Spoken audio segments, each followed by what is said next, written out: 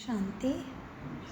आज अव्यक्त मुरली 28/2/1984 की मुरली है। बाबा कहते हैं प्राण अव्यक्त बाप दादा द्वारा झंडारोहण। बाबा का झंडा। हाँ। आज 48 नंबर की त्रिमूर्ति शिव जयंती मना रहे हैं। जब से शिव बाबा आया तब से 48 नंबर की शिव जयंती मना रहे हैं। तो शिव जयंती का प्रोग्राम शुरू होने से पहले बाबा का ऐसा झंडा लगाते पहले, हाँ, नया चढ़ाते हैं। ठीक है, तो झंडारोहण का प्रोग्राम हो रहा है। तो इसीलिए मुरली का सार है प्राण अव्यक्त बाप दादा द्वारा प्राण झंडारोहण। आज 48वीं मैंने हिंदी में 48 आज 48वीं श्रीमूर्ति शिव जयंती के उपलक्ष्य में ओम शांति भवन की स्टेज पर खड़े होकर स्वयं मीठे बाबुल ने झंडा लहराया तथा सभी बच्चों के प्रति मधुर संदेश में बाबा ने कहा। क्या कहा बाबा ने? बाप कहते हैं बच्चों का झंडा सदा महान है। बच्चे नहीं होते तो बाप भी क्या करते? आप कहते हैं बाबा बाप का झंडा महान है। गीत बज रहा था शिव बाबा का झंडा ऊंच महान, लेकिन बाप कहते हैं बच्चे सदा महान हैं। और बाप कहते हैं बच्चों का झंडा सदा महान, बच्चों कहते हैं बाबा का झंडा सदा महान। जी, दोनों में उतना ही सम्मान और स्नेह है।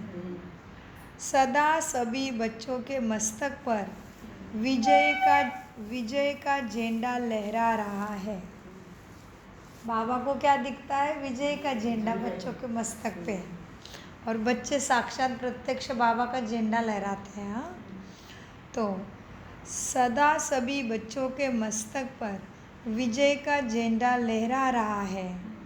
सबके नयनों में, सबके मस्तक में विजय का झंडा लहराया हुआ है। बाप दादा देख रहे हैं एक यह झंडा नहीं लहराया, लेकिन सबके मस्तक में साथ साथ विजय का अविनाशी झंडा भी लहराया हुआ है। बाप और बच्चे के वंडरफुल बर्थडे की मुबारक। बर्थडे शिवरात्रि क्या है? बाप और बच्चों के बर्थडे का मुबारक। चारों ओर के अति स्नेही, सेवा के साथी, सदा बाप के कदम में कदम रखने वाले बच्चों को इस अलौकिक ब्राह्मण जीवन की बर्थडे की बहुत बहुत मुबारक। तो शिव बाबा की शिव जयंती मनाना माना बाबा का बर्थडे मनाना। सदा सभी बच्चों को बाप दादा याद प्यार और मुबारक के रिटर्न में स्नेह भरी किरणों की बाहों की माला पहनाते हुए मुबारक देते हैं।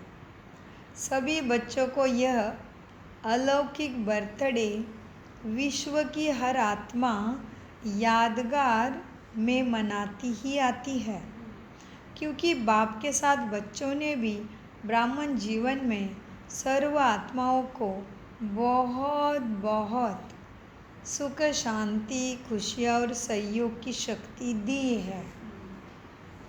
हाँ, क्या क्या है ब्राह्मण आत्माओं ने? बाप के साथ साथ बच्चों ने भी ब्राह्मण जीवन में सभी सर्व आत्माओं को बहुत बहुत सुख, शांति, खुशियाँ और शक्ति का सहयोग दिया है।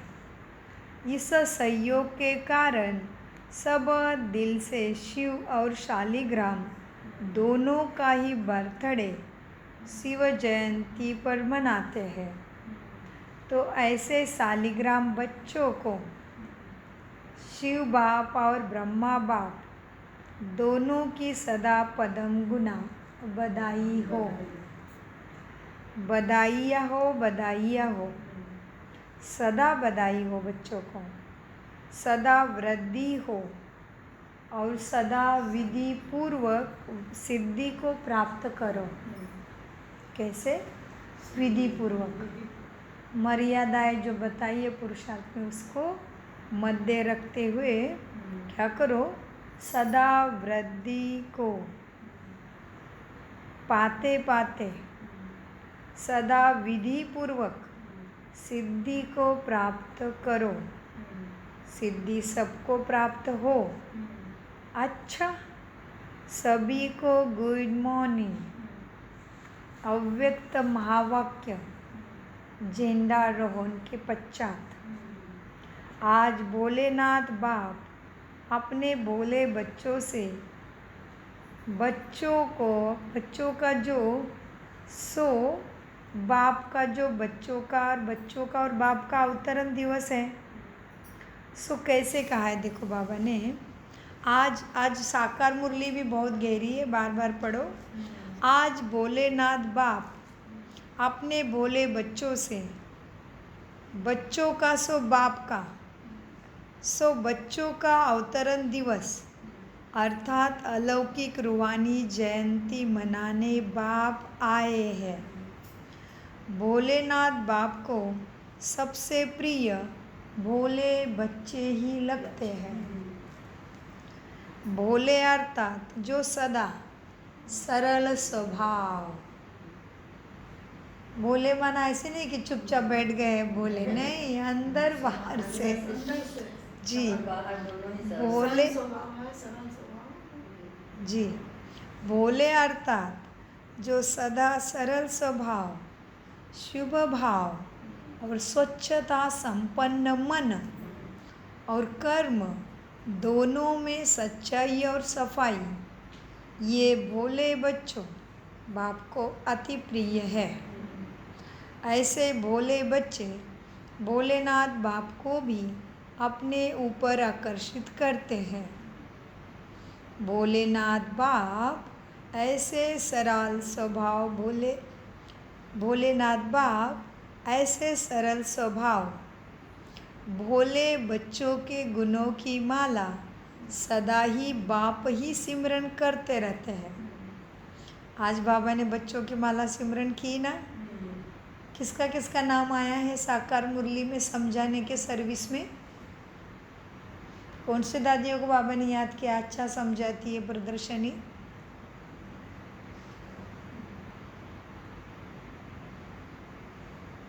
न्यूयॉर्क की दीदी अभी न्यूयॉर्क में सेवा करते हैं वो।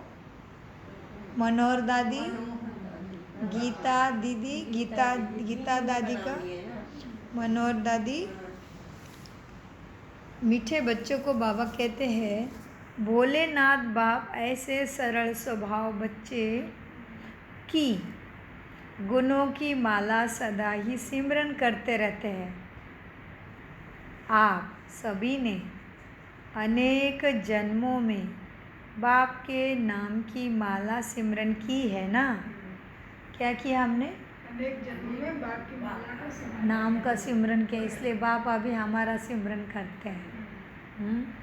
आप सभी ने अनेक जन्मों में बाप के नाम की माला सिमरन की है और बाप अभी संगम युग पर बच्चों को वही रिटर्न दे रहे हैं। बच्चों के गुण माला बाप सिमरन करते हैं। मेरे बच्चे कितने भोलेनाथ को प्यारे हैं। जितना ज्ञान स्वरूप नॉलेजफुल पावरफुल उतना ही भोलापन है मेरे बच्चों में। भगवान को भोलापन प्यारा है ना? ऐसे अपने श्रेष्ठ भाग्य को जानते हो ना? जो भगवान को मोह लिया है ना सबने, भगवान को ही मोह लिया। भगवान तुम्हारे इर्द गिर्द ही घूमता है, बच्चे ही उसको दुनिया लगने लगी है। तो कि बाबा कहते मैं सभी के पास नहीं जाऊंगा, मैं मेरे बच्चों को समझाता हूँ, उनके सामने प्रत्यक्ष होता हूँ और बच्चों को बाप को प्रत्यक्ष करना है। बच्चों को करना पड़ता है बाप को प्रत्यक्ष। बाप छुप जाता है, गुप्त है वो। हमारा चलन, हमारी मनसा, हमारी सेवा, हमारा व्यवहार, हमारी धारणा देख के मनुष्य सोचता है इनके पास कोई शक्ति है। तो 800 करोड़ आत्माओं को पालन पोषण करके उनकी कामना जो है जीवन में आने के बाद वो सब पूरी करने की जिम्मेवारी हम 33 कोटि बच्चों को देता है बाप। सबको मुक्ति, जीवन मुक्ति में जाने की जिम्मेवारी हमारे ऊपर आती है। इसलिए हम हैं मास्टर भगवान, जो भगवान कहते हैं मैं तुम्हारी माला सिमरता हूँ, तुमने मुझे मोहित कर दिया है। मीठे बच्चों, बच्चों की गुणमाला सिमरन करते हैं। कितने भोले बच्चे भोलेनाथ को प्यारे हैं। जितना ज्ञान स्वरूप, नॉलेजफुल, पावरफुल, उतना ही भोलापन है। कितना भोला बन के रहा, कितना ऊंचा था, लेकिन ये एकदम साधारण। भगवान को भोलापन प्यारा है। ऐसे अपने श्रेष्ठ भाग्य को जानते हो ना, जो भगवान को तुमने मोह लिया है, अपना बना दिया है। आज भक्तों और बच्चों दोनों का विशेष मनाने का दिन है। आज भक्तों भी बहुत प्यार करते हैं बाबा को। कौन से दिन को? शिवरात्रि को। हाँ, नहीं तो मुख्य बात रहेगी और बच्चे सुनते जाएंगे तो फिर क्लास में है ही नहीं, जैसे हो जाएगा। बच्चों, आज भक्तों और बच्चों दोनों का विशेष मनाने का दिन है। भक्त तैयारी कर रहे हैं, भक्त आह्वान कर रहे हैं और आप सम्मुख बैठ गए हो। भक्तों की लीला भी बाप देख देख मुस्कुराते रहते हैं और बच्चों की मिलन लीला देख देख बाप हर्षित होते हैं। एक तरफ वियोगी भक्त जो अभी तक भगवान से बिछड़े हुए योगी नहीं बने हैं, वियोगी है, भक्त है, भगवान से मिलन हुआ नहीं है। एक तरफ है वियोगी भक्त आत्माएं, दूसरी तरफ हो तुम योगी बच्चे, वो भी सहज योगी बच्चे। दोनों ही अपनी अपनी लगन से प्रिय है। भक्त भी कोई कम नहीं है। कल के दिन आकारी इष्ट रूप में चक्र लगाकर देखना, कितना बाप को प्यार करते हैं भक्त भी। बाप के साथ शालिग्राम बच्चों की भी विशेष रूप से पूजा होगी। अपना पूजन बाप के साथ भक्तों को भी देखना, कितना पूजते हैं तुम्हें। अभी अंत तक भी नवदा भक्ति कोई कोई है जो सच्चे स्नेह से भक्ति कर भक्ति की भावना का अल्पकाल समय का फल भी अनुभव करते हैं। कल का दिन भक्तों के भक्ति की विशेष लगन का दिन भी है। समझा? समझा कि नहीं समझा? हो रहा है ना सारा भारत राममय। राम राम राम गाते गाते, राम राम गाते बहुत गुह्यता है, बहुत सूक्ष्म बातें हैं। एक तरफ सारी आत्माएं राममय हो जाएगी।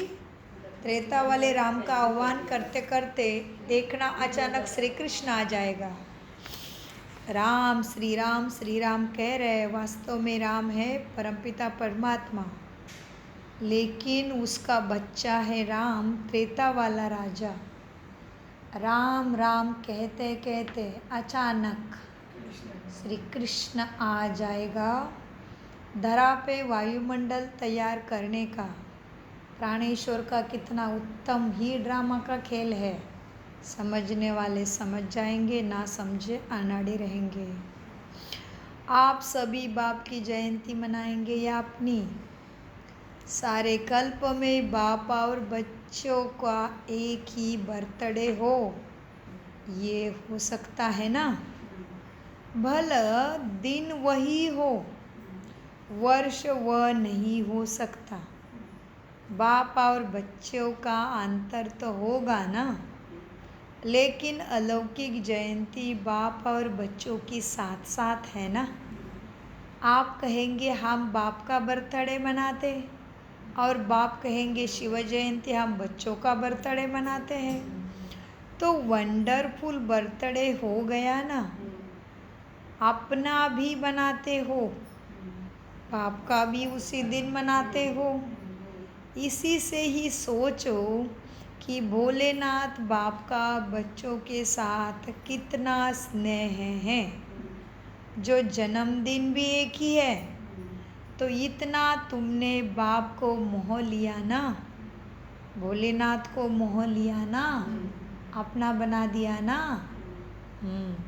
भक्त लोग अपने भक्ति के मस्ती में मस्त हो जाते हैं। और आप क्या गाते हो? अच्छा, मेरा बाबा यस। अच्छा। पाना था सो पा लिया, और क्या बाकी रहा। भक्त लोग अपने भक्ति के मस्ती में मस्त हो जाते हैं, और आप गाते रहते हो पा लिया पा लिया। इसी खुशी में साथ साथ मनाते नाचते हो। यादगार जो बनाया है ना, उसमें भी बहुत रस समाये हुए हैं। आ गया, संदर्भ मिल गया। सारा भारत राममय हो गया। किसी ने भी सीताराम नहीं कहा है, श्री राम कह रहे हैं।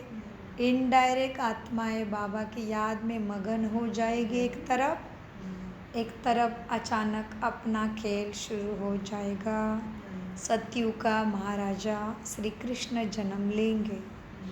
सारी दुनिया द्वापर के राम तक पहुंच जाएगी, मंत्रमुग्ध हो जाएगी। राम माना दिल को आराम देने वाला, मन को आराम देने वाला राम नाम, सत्य वाला राम शिव बाबा है। तो एक तरफ बहुत सूक्ष्म इशारे हैं, ड्रामा के खेल एकदम अंतिम दौर में आ पहुंचा है। इसीलिए कहते भगवान की लीला भगवान ही जाने। सब तरफ इतना सुंदर भक्ति का माहौल, पूरे देश भर में इतने सुंदर वाइब्रेशंस, और राम में पूरा वायुमंडल। दूसरी तरफ परदेश वाले भी बहुत आशा की नज़र से भारत को देख रहे हैं, और अति सूक्ष्म में हर आत्मा राम का ही नाम जप रही है। सामने उनके त्रेता वाला राम भले है, लेकिन ड्रामा बहुत वंडरफुल इशारे दे रहा है। उसको जानने के लिए अमृत वेले में ज़्यादा से ज़्यादा साइलेंस में बैठ जाओ। बुद्धि को सारा खेल ज्ञात हो जाएगा। खुद ही पता चल जाएगा कितना समय बाकी है। मीठे बच्चों, क्या कहा बाबा ने? पूजा के यादगार जो बनाया है ना, उसमें भी बहुत बड़े रस समाये हैं। पूजा में चित्रों में दो विशेषताएं विशेष है। एक तो है बिंदी की विशेषता, और दूसरी है बूंद बूंद की विशेषता। पूजा के विधि में बूंद बूंद का बड़ा महत्व है। इस समय आप बच्चे बिंदु के रहस्य में स्थित होते हो। कैसे हो गए बिंदु के रहस्य में स्थित? आत्मा बिंदी है, बाबा बिंदी है, बहुत अच्छा। तो तुम सभी इस समय, आप दूसरे विचारों में आत्मा होगी, उत्तर ठीक से नहीं दे पाएगी, खुद का लॉस कर रहे हो, यहाँ बैठे हो, मन दूसरे बातों में है तो कुछ भी जमा नहीं हो रहा है। ये साधारण सत्संग नहीं है। मीठे बच्चों, इस समय आप बच्चे बिंदु के रहस्य में स्थित होते हो। विशेष सारे ज्ञान का सार एक बिंदु शब्द में समाया हुआ है। बाप भी बिंदु, आप आत्माएं भी बिंदु, और ड्रामा का ज्ञान धारण करने के लिए जो समझ है वो भी बिंदु।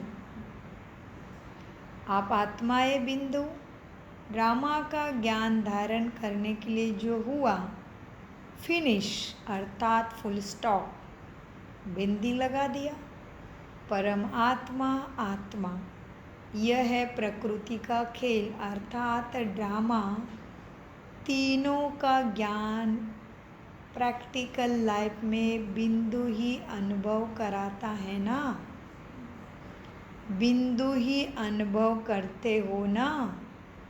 क्या है? परमात्मा, आत्मा, प्रकृति का खेल अर्थात ड्रामा। तीनों का ज्ञान प्रैक्टिकल लाइफ में बिंदु ही अनुभव कराता है ना, करते हो ना बिंदु अनुभव। इसलिए भक्ति में भी प्रतिभा के बीच बिंदु का महत्व है।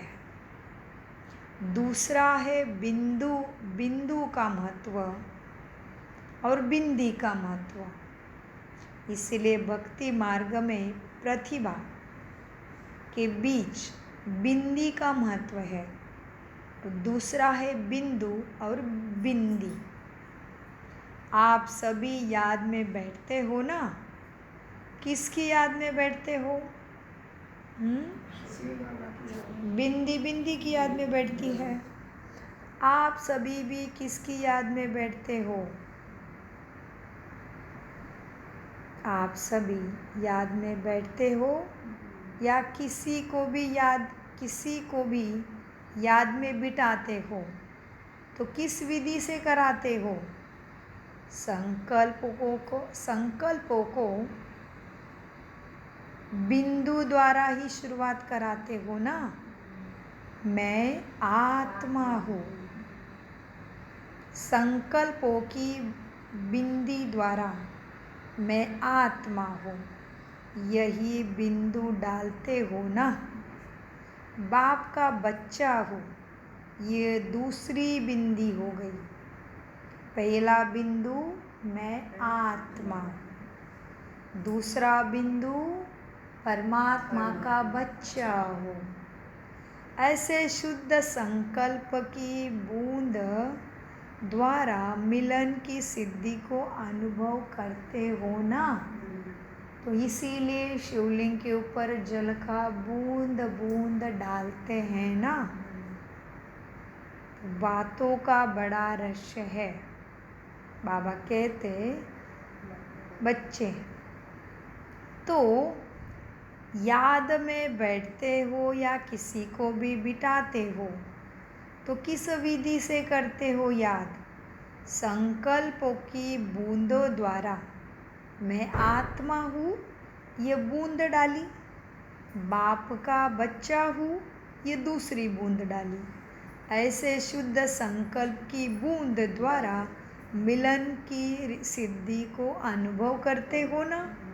तो एक है शुद्ध संकल्पों की स्मृति की बूंद, दूसरा जब रोहयान करते हो बाप की एक एक महिमा और प्राप्ति के शुद्ध संकल्प की बूंद डालते हो ना। आप ऐसे हो बाबा, आप ऐसे हो और ऐसे हो, ये बाप की महिमा की बूंद डालते हो ना। अपने हमको अपना बनाया, ऐसी ऐसे कितनी बूंदें डाल के रोहयान करते हो ना। तो समझे शिवरात्रि के बूंद का क्या महत्व है। तो बाबा कहते हैं बाप की एक एक महिमा और प्राप्ति के शुद्ध संकल्प की बूंद डालते हो ना। क्या कहते हो बाप को?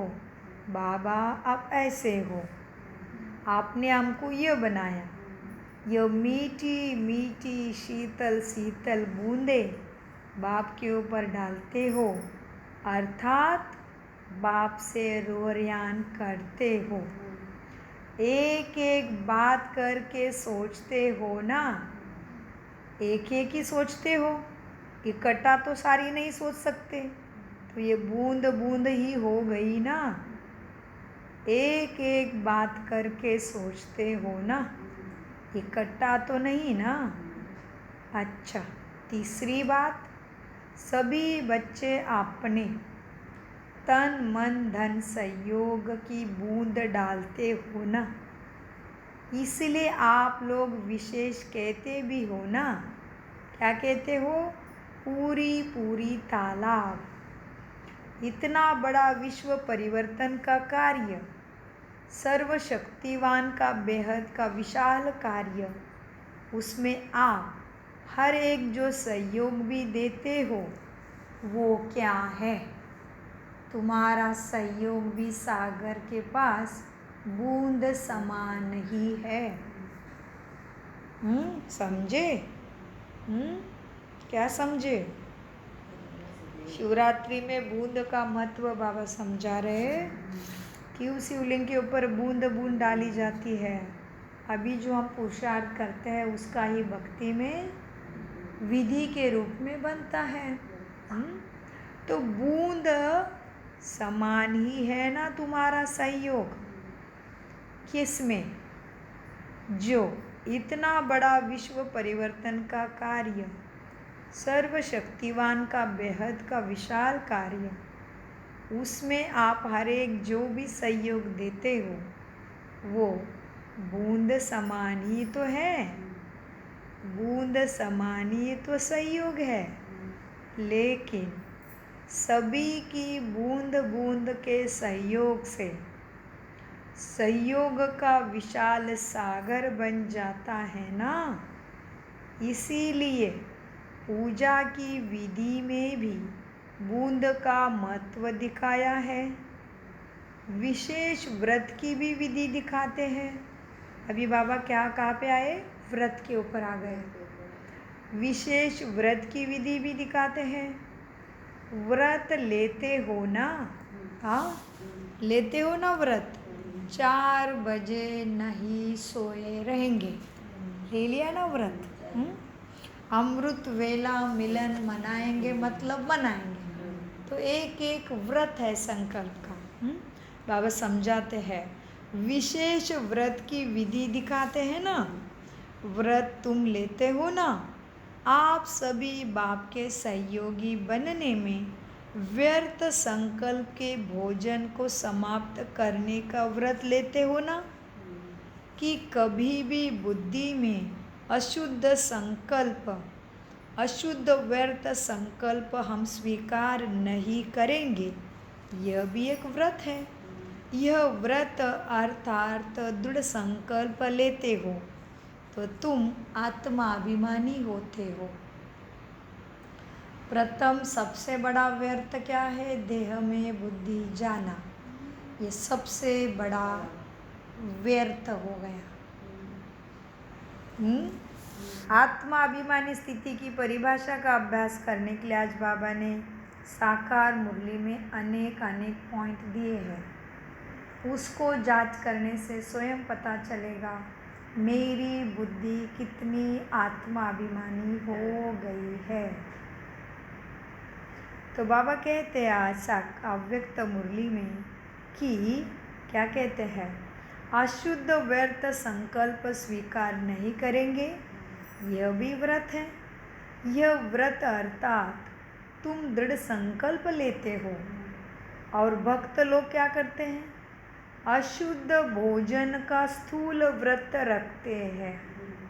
और तुम अशुद्ध संकल्प का, देह के अभिमान में नहीं आने का आत्माभिमानी दृष्टि वृत्ति कृति मनसा वाचा कर्मणा का व्रत लेते हो और साथ साथ आप सदा के लिए जागती ज्योत बन जाते हो। इस ज्योति में रोज ज्ञान अमृत का घृत खिलाते हो जिससे तुम अमर बन जाते हो। मनुष्य अमर नहीं है, सतयुगी देवी देवता अमर है। जिनको काल नहीं खाता वही आत्मा अमरपुरी में जाती है और जाती भी अमरनाथ के सत्य ज्ञान अमृत पीते पीते। बाबा ज्ञान का सागर सबके लिए है।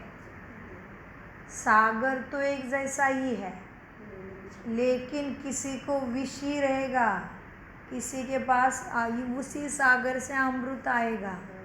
तो बाबा की जो मुरली मिलती है उसका विचार सागर मंथन करिए। दिन भर बार बार रिकॉर्ड मुरली सुनिए, अपने उत्तर की जांच करिए। उसके आगे पीछे मेरा मन क्लास में कहा था उसको देखिए, फिर महावाक्य का चिंतन बुद्धि से करिए तो विचार सागर मंथन से उसी सागर से देवताओं को अमृत कलश मिलता है। उससे आत्मा देवी देवता अमर बन जाती है और उसी सागर से राक्षसों को विष मिलता है। तो मुझे विचार सागर मंथन करना है, उसी से ही सागर में से किसी को विष मिलेगा, किसी को अमृत मिलेगा। तो अमृत कलश के पास बाबा ने लाके खड़ा कर दिया है। कितना पीना है मेरे ऊपर है। बाबा कहते हैं मीठे बच्चों देखो, क्या देखना है। भक्त लोग शिवरात्रि के दिन अशुद्ध भोजन का व्रत रखते हैं और आप साथ साथ आप सदा के लिए जागती ज्योत माना आत्माभिमानी बन जाते हो और वह उसके याद स्वरूप में जागरण करते रहते हैं। आप बच्चों के अविनाशी रूहानी अंतर्मुखी विधियों को भक्तों ने स्थूल बहिर्मुखी विधियाँ बना दी है, लेकिन कॉपी आप लोगों की है। जो कुछ भी टच हुआ रजो प्रधान बुद्धि होने के कारण ऐसी ही विधि उन्होंने बना दी है। वैसे रजोगुणी भी नंबर 1 भक्त और भक्त है, हिसाब से सतोगुणी भक्त तो ब्रह्मा और आप सभी विशेष आत्माएं निमित्त बनते हो। लेकिन पहले मनसा स्नेह और मनसा शक्ति होने के कारण मानसिक भाव की भक्ति शुरू होती है। यह स्थूल विधियाँ पीछे पीछे धीरे धीरे ज़्यादा होती जाती है।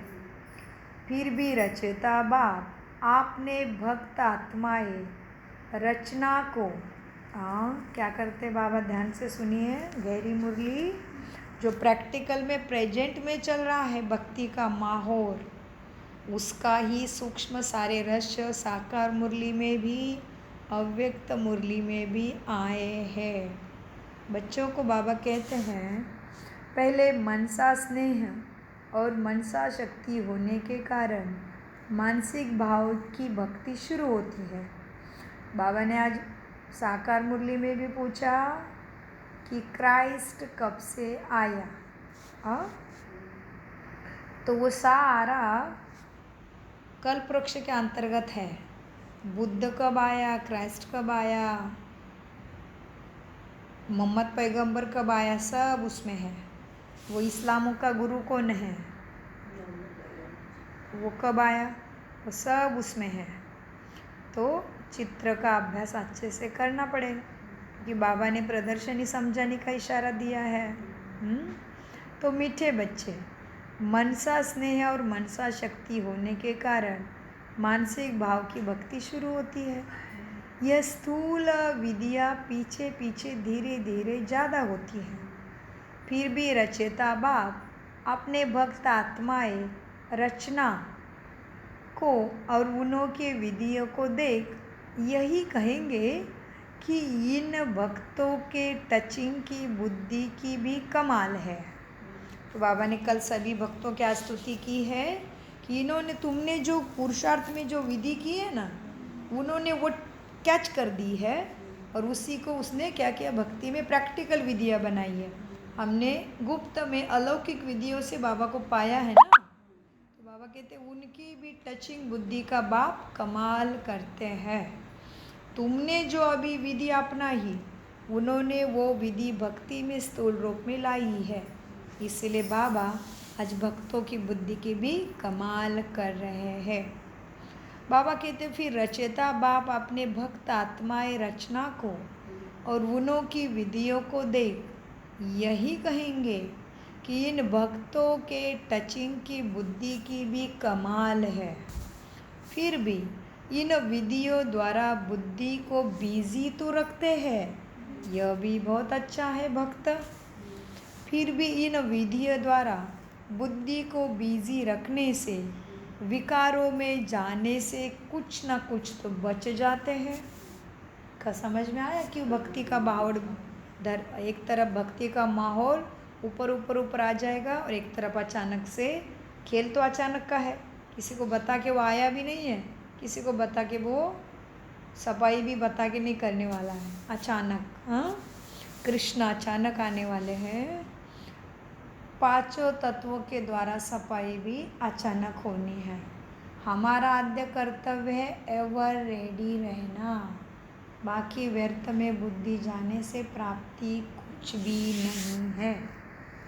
मीठे बच्चों, क्या कहा बाबा ने? हाँ, भक्त जो भी विधि करते हैं, चलो अच्छा है, कम से कम उसी विधि में बिजी तो रहते हैं। उस समय उनकी बुद्धि विकारों में जाने से बच जाती है। तो विधि द्वारा भक्त बुद्धि को बिजी रखते हैं, विकारों में जाने से कुछ ना कुछ तो किनारा कर देते हैं। समझा? आपके यथार्थ सिद्धि की विधि भक्तों ने क्या क्या चलाती आ रही है, समझा? भक्त तुम्हारी विधि को अपनाते हैं, भक्ति करते हैं, उससे विकारों में जाने से कुछ ना कुछ किनारा तो किया ना, समझा? आपके यथार्थ सिद्धि की विधि, हम तो सिद्धि प्राप्त कर लिया उससे, लेकिन वो हमारी जो विधि थी उससे क्या हुआ?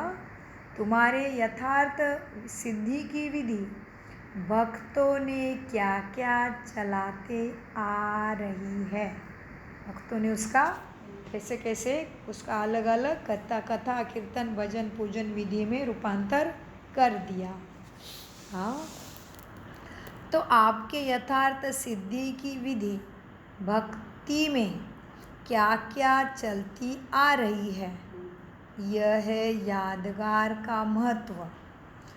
चलो, डबल विदेशी बच्चे तो भक्ति देखने से किनारे में रहते हैं, लेकिन आप सबके भक्त ये है, तो भक्तों की लीला आप पूज्य आत्माओं को समझनी तो पड़ेगी ना। आले आले आ रहा ना, कल का संदर्भ आ गया। तो भक्तों की लीला तुम पूज्य आत्माओं को समझनी तो पड़ेगी। डबल विदेशी बच्चे अनुभव करते हो कि हम पूज्य आत्माओं को अभी भी भक्त आत्माएं कैसे पूजा कर रही है और कैसे हमारा आह्वान भी कर रही है। ऐसे महसूस होता है ना, होता है कि नहीं महसूस हुआ? क्या उसी में उमड़ पड़े आप सभी भी कि हर आत्मा को देख के दृष्टि देते रहे, क्या में बिजी रहे? कल परसों देखना अपने आप को। इसकी मूली में ही तो है ना, बाप बताने दृष्टि पक्की करो, आत्मा देखो। क्या उसके चिंतन में ही रहे? क्या उसका वाणी से मंथन ही करते रह गए? क्या भक्तों जैसे भक्ति में ही खो गए? क्या किया 2 दिन से? अपने आप देखो, आपका रोल क्या था और आपने किया क्या, अपने आप चेक करो। मीठे बच्चों, उनको बुलाया गया है। उषा दीदी और ये भी तो शिवानी बहन भी आई थी, मैं देखी। मोदी के द्वारा निमंत्रण था सोनी सबको। बहन- शिवानी भी- डबल विदेशी बच्चे अनुभव करते हो कि उनका जाना ही सबके लिए बस है। जाने से वाइब्रेशन फैलेंगे। वो बाबा के एंटीना बच्चे हैं। उनके जाने से ही सारे लाखों करोड़ आत्माओं को बाबा का वाइब्रेशन मिलेगा। मीठे बच्चों, डबल विदेशी बच्चे अनुभव करते हो कि हम पूज्य आत्माओं को अभी भी भक्त आत्माएं कैसे पूजा भी कर रही है और आह्वान भी कर रही है। ऐसे महसूस करते हो ना। कभी अनुभव होता है कि भक्तों की पुकार कितनी है मेरे पास और मैं क्या कर रहा हूँ। रहम आता है कि नहीं भक्तों पर। भक्तों का ज्ञान भी अच्छी तरह से है ना। भक्त पुकारे और आप समझो नहीं तो भक्तों का क्या होगा सोचो। तुम भक्तों के आदिदेव हो। हाँ, उनको सहारा देने वाले हो। भक्त तुम्हें पुकारे और तुम समझे ही नहीं तो भक्तों का क्या हाल होगा सोचो। इसीलिए भक्त क्या है, पुजारी क्या है, पूजा क्या है, इस राज को भी बच्चे अच्छी तरह से जानते हो ना। पूज्य और पुजारी के राज को न जानते हो तो फिर तुमने क्या समझा। भक्ति का ज्ञान भी अच्छी तरह से है ना। भक्तों का ज्ञान भी अच्छी तरह से है ना। भक्त तुम्हें पुकारे और आप समझो भी नहीं तो भक्तों का हालत क्या होगा सोचो। इसीलिए भक्ति क्या है, पुजारी क्या है, पूजा क्या है, इस राज को भी अच्छी तरह से जानते हो ना। पूज्य और पुजारी के राज को जानते हो ना। अच्छा, कभी भक्तों की पुकार का अनुभव होता है या नहीं होता। पांडवों को होता है भक्तों के पुकार का अनुभव। हाँ, क्या सिर्फ शक्तियों को होता है। सालीग्राम तो ढेर होती है ना। लाखों के अंदाज में सालीग्राम बनाते हैं। लेकिन देवता ये लाखों के अंदाज में नहीं होते हैं ना। तो सालीग्राम किसका प्रतीक है, तुम बच्चों का। चाहे देवी और देवता ये हजारों के अंदाज में होंगे, लाखों के अंदाज में नहीं होगा, लेकिन सालीग्राम तो लाखों के अंदाज में बनाते हैं ना। अच्छा, इनका राज भी फिर कभी सुनाएंगे। डबल विदेशियों में भी जो आदि में आए हैं, ज़्यादा में ज़्यादा कितने वर्ष हुए। डबल विदेशी 9-10 वर्ष हुए। तो जो शुरू में एग्जाम्पल बने हैं, चाहे शक्तियाँ अथवा पांडव, उनों की भी विशेषता है ना। बाप तो सबसे पहले बड़ा विदेशी है। बाप क्या है, कहाँ है बाप का देश। परम धाम से आया है, देश पर आए तो बाप बड़ा विदेशी है। हाँ, बाबा कहते बच्चे, बाप तो सबसे पहला बड़ा विदेशी है। सबसे ज़्यादा समय विदेश में कौन रहता है, बताओ। कौन रहता है विदेश में सबसे पहला ज़्यादा। बाप रहता है। कब आता है, वो तो केवल संगम युग पे ही आते हैं। एक ही बार 5000 साल के बाद। जहाँ के खत्म जो आते हैं वो परम धाम में चले जाते हैं। तो ज़्यादा से ज़्यादा विदेश में कौन रहा, पराए देश में बाप ही रहता है, क्योंकि वो एक ही बार आता है। हाँ, 100 साल रहते हैं कहाँ, संगम युग में। और परम घर में अपने घर में फिर चले जाते हैं संगम में 5,000 संगम युग में आते हैं। उधर ही रहता है वो। आता केवल संगम पे है, लेकिन उधर दूर परम धाम में रहता है। परम धाम। रिपीट होता है। हाँ, तो ज़्यादा समय अपने घर रहा ना वो। जी, सबसे ज़्यादा समय विदेश में कौन रहता है, बाप रहता है ना। अभी दिन प्रतिदिन जितना आगे समय आएगा उतना भक्तों के आह्वान का आवाज उठ गया ना आवाज, भक्तों के आह्वान का आवाज, उनकी भावनाएं सब आपके पास स्पष्ट रूप में अनुभव होगी।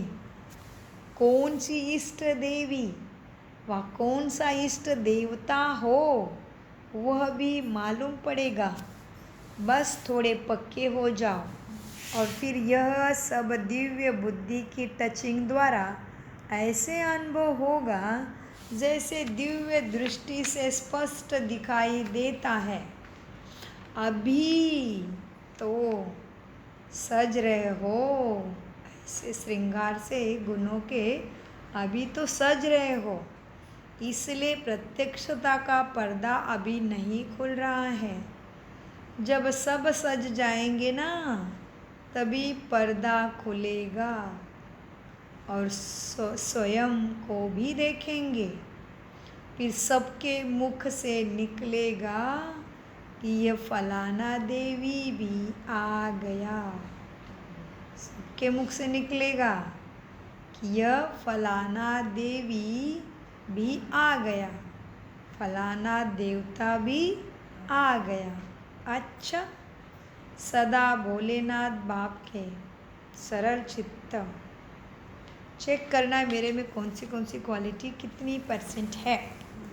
सदा भोलेनाथ बाप के सरल चित्त, सहज स्वभाव वाले, सहज योगी, भोले बच्चे, सदा बिंदी और बिंदु के रस को जीवन में धारण करने वाले, धारणा स्वरूप आत्माएं, सदा मन वाणी कर्म में दृढ़ संकल्प का व्रत लेने वाली ज्ञानी तो आत्माएं, सदा अपने पूज्य स्वरूप में स्थित रहने वाली पूज्य आत्माओं को भोलेनाथ वरदाता बाप का, विधाता बाप का याद प्यारा और नमस्ते।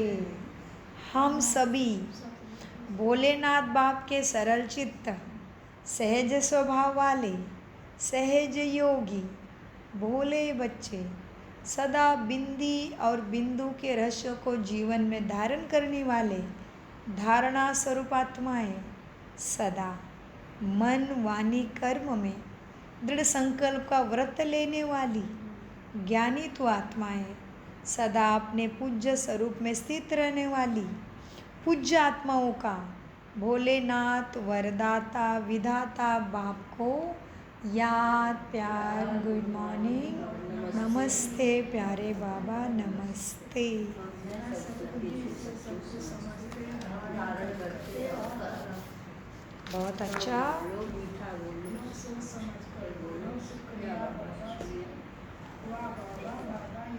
मीठे प्यारे बाप दादा का अनगिनत कदम गुना शुक्रिया शुक्रिया शुक्रिया।